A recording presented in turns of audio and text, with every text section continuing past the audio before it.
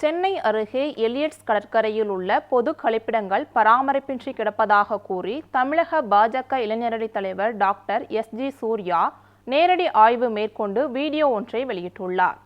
சென்னை வேளச்சேரி சட்டமன்ற தொகுதியில் அமைந்துள்ள பெசன்ட் நகர் எலியட்ஸ் கடற்கரை தினமும் ஆயிரக்கணக்கான சுற்றுலா பயணிகள் வரும் முக்கிய இடமாகும்.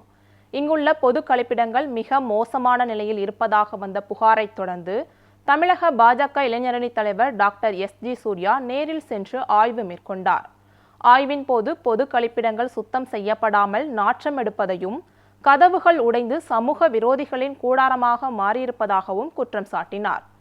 சுற்றுலா பயணிகள் அதிகம் வரும் ஒரு முக்கிய இடமே இப்படி இருந்தால் மற்ற இடங்களின் நிலை எப்படி இருக்கும் என்று வேதனை தெரிவித்தார்.